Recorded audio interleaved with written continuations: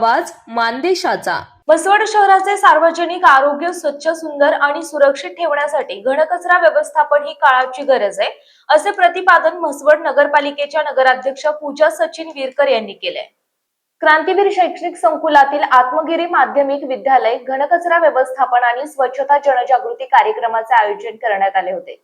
यावेळी नगराध्यक्ष पूजा विरकर, उपनगराध्यक्ष श्रीदेवी पिसे, आरोग्य सभापती विजय बनगर, नगरसेवक महावीर विरकर, नगरसेविका अरुणा गायकवाड, चैताली शिंदे, दीपाली शिंदे, माधुरी लोखंडे, पूनम विरकर तसेच नगरपालिका स्वच्छता विभागाचे शहर समन्वयक आकाश पिसे, रमेश उमराणी यांच्यासह विद्यार्थी उपस्थित होते। यावेळी बोलताना पूजा विरकर यांनी प्लास्टिक मुक्ती, कचरा व्यवस्थापन आणि स्वच्छतेबाबत विद्यार्थ्यांमध्ये जनजागृती होणे आवश्यक असल्याचे सांगितले। प्रत्येक विद्यार्थ्याने स्वच्छतेच्या चांगल्या सवयी स्वतः अंगीकारून नगरपालिका प्रशासनाला सहकार्य करावे, असे आवाहन त्यांनी केले। नगरसेवक महावीर विरकर यांनी विद्यार्थ्यांनी प्लास्टिक कचरा संकलनात सहभागी घेऊन घनकचरा व्यवस्थापनास सहकार्य करण्याचे आवाहन केले। तसेच स्वच्छ सर्वेक्षण टप्पा 2 बाबत माहिती दिली।